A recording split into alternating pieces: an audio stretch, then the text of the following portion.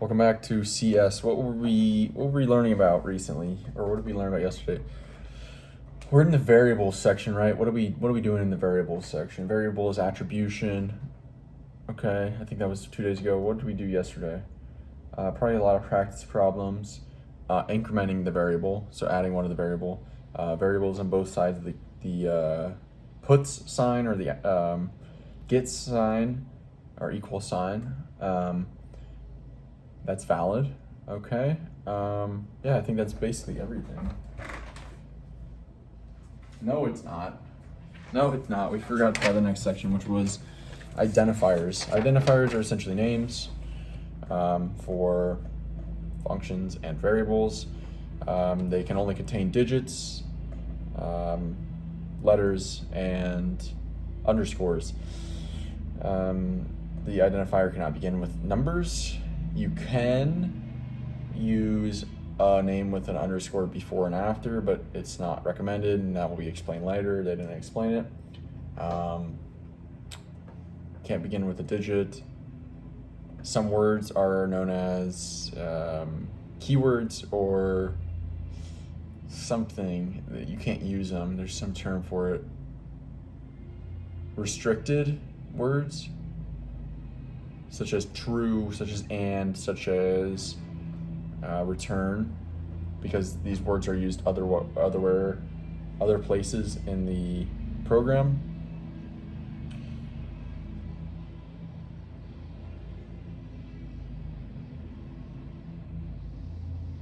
Yeah, and the best practice they say for naming things is all lowercase and underscores as in between words, and using a good name should describe or indicate what its use or purpose is. All right, what do we got? AK name, letter. Okay, good. Okay, Python is case sensitive. Yeah.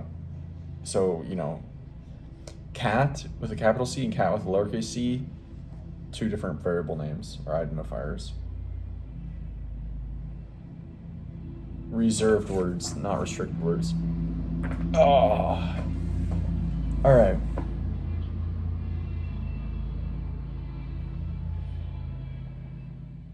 So now I'm going to jump back into the textbook, and then I'll be back to recall in a little bit. All right. Lots to talk about here. 4.2 we finished, which was identifiers. All right. We learned about basically style guide for names, which come from PEP 8, Python. Python something proposal, Python expansion, extendability, something like this, which is essentially a style guide for keeping Python universal and readable, like best practices. So for naming, lowercase, with underscores in between words. The names want to be short. They don't want to be long, but they also want to be meaningful. So you got to find that balance while describing what they do without being too long, because then it makes the code hard to read. Code is read more often than it is written, so that's why this stuff is important. When using scientific or engineering names, it's best practice typically to append the unit to the end of the name. So then we started 4.3, objects. I was not familiar with what objects are or were until today, so this is great. I'm learning new things. I think this is where object-oriented language comes from. An object in Python, at least, is automatically created by the interpreter anytime a value is created.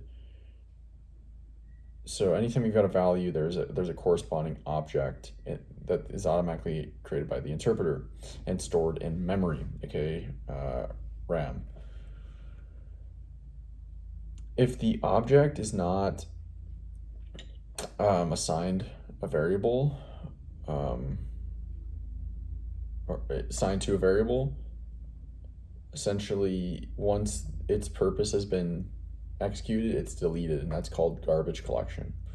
That's to free up space in RAM. So name binding, this is essentially where you're assigning a name to an object. Um, right, objects can be, values can be anything from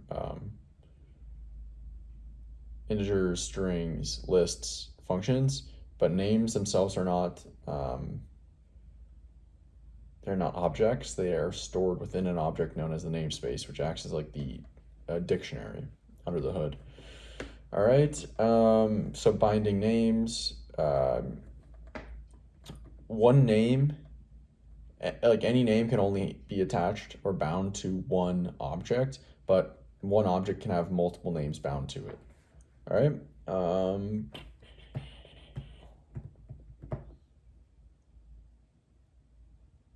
So the properties of an object, or the aspects of an object, it has three properties. It has an object has a value, it has a type, and it has an identity. Um, so the value is essentially, right, the actual data that the object, like what the object is.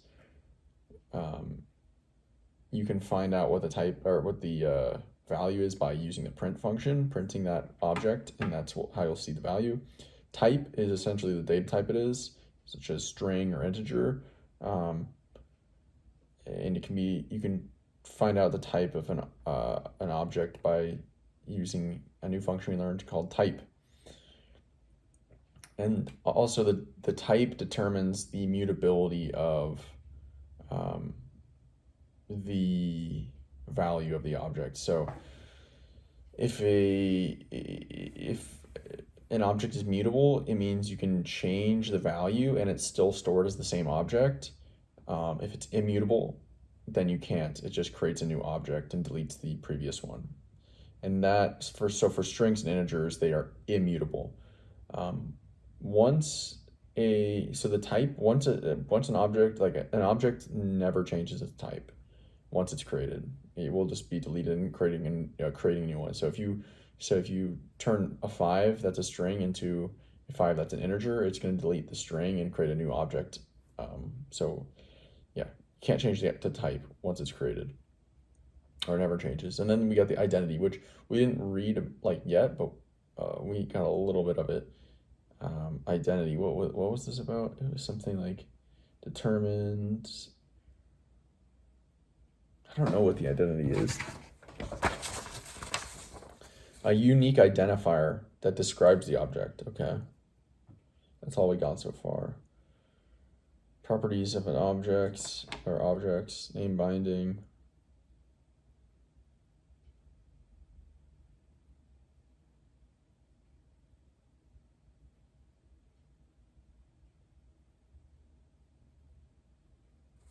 Okay.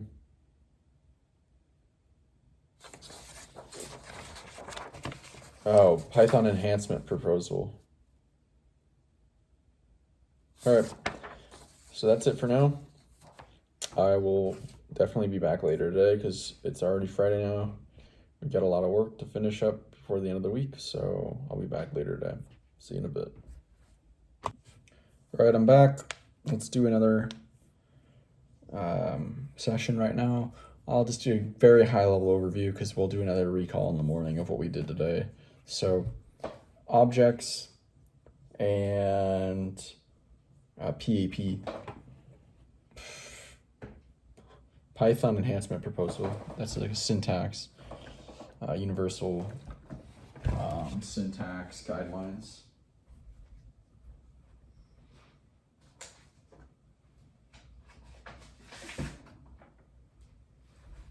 All right, I'm gonna jump back into learning more. I'll be back.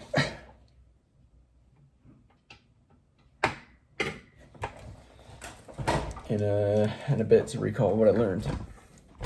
All right. We finished the section on, what was that section on? Objects.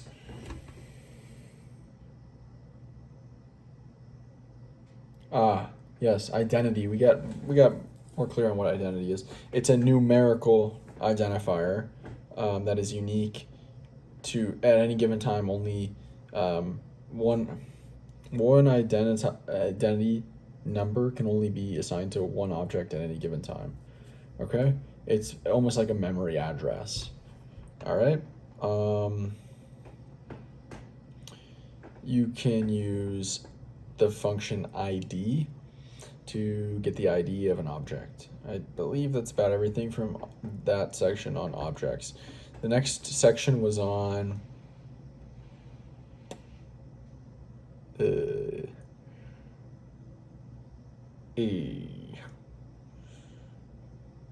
floating points. So floating points are like integers, except they have a decimal point. So real numbers that have a decimal point, these are floating point numbers, or floating points, maybe. It's a data type, but the data type is known as float, or floats, just like integers and strings. So we got integers, strings, and floating points, or floats. A floating point literal is the actual number expressed with its decimal point and everything.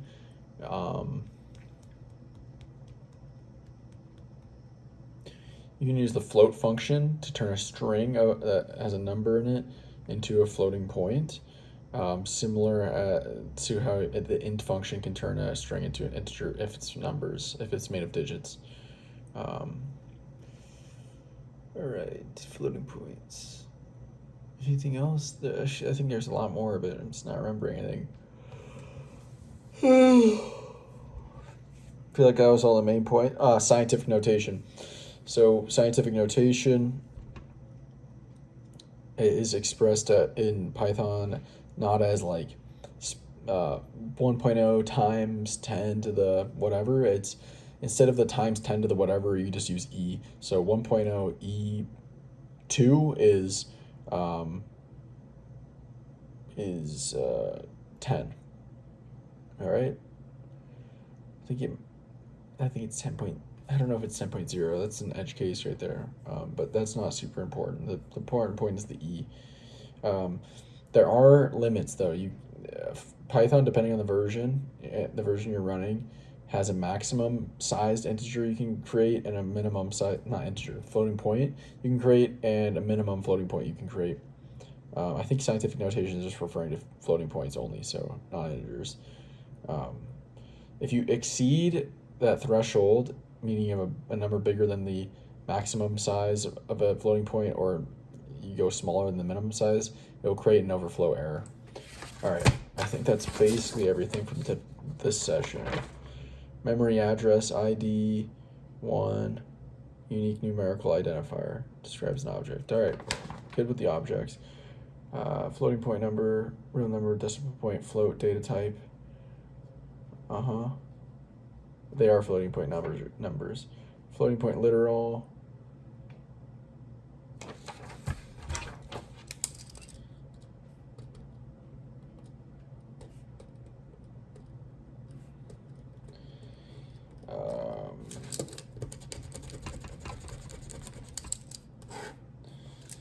Float, scientific notation, overflow error. Okay, that's it for this session. I will talk to you guys later. We're going to do hopefully one more small session today before the end of the day. So that's it for now. I'll talk to you in a bit. See you.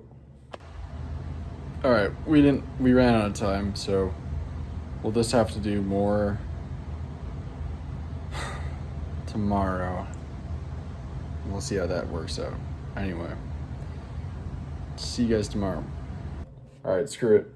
I can do 10 minutes. I was going to play guitar for 10 minutes anyway, so I can do 10 minutes more of computer science. So we were just learning about, in the briefest sense, what we were just learning about. Not objects, not necessarily what was after objects. Identifiers. No, what were we just learning about? Data type, floating points, floats, floating points. Scientific notation.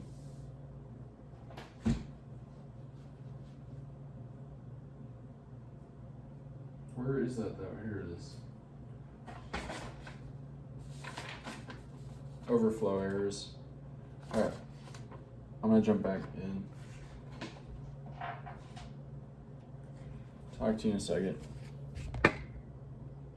All right, floating points. We continue learning about them. In general, floating point numbers should be used for measurements, and integers should be used for things that can be counted. Okay. Okay.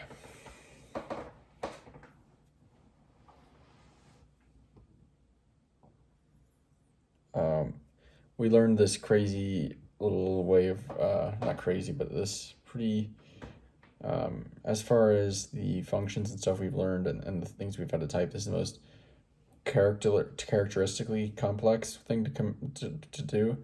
And that is if you want to basically round to a certain amount of digits to the right of the decimal and the floating point, you got to use this command in which you say, for example, print, and then within the print statement you say quotation mark F, quotation mark F, and then I think it's the variable, colon dot the number in which you want, number of digits you want to the right of the decimal point, F quotation mark, and then close the print. I think that's what it is. By default, Python will print 15 digits to the right of the decimal, I believe, if it goes up to that far.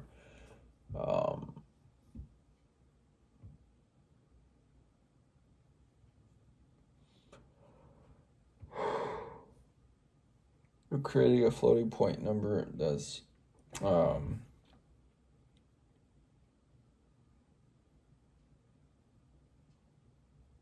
a floating point number that's larger than the maximum capacity in memory per space in memory, that creates an overflow. We already talked about the overflow error.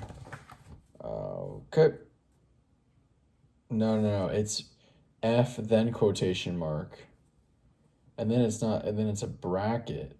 It's a curly bracket variable, colon dot number F curly bracket quotation mark. Okay. Well, we're 95% of the way done with the participation for lecture 4. So we're dang close. I think this is the last real topic in lecture 4, not including the MSPs. Yeah. So really that's the last topic.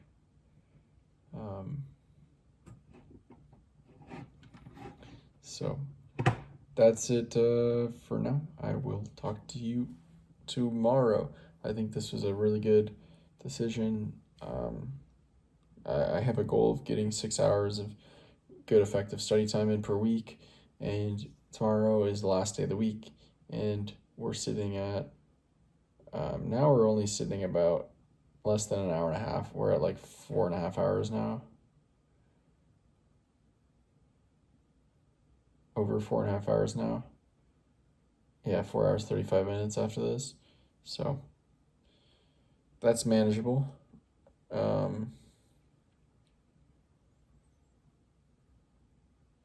If I wouldn't have done this 15 minutes right now, it doesn't seem like that much, but I think it could make a big difference. So talk to you tomorrow. See you.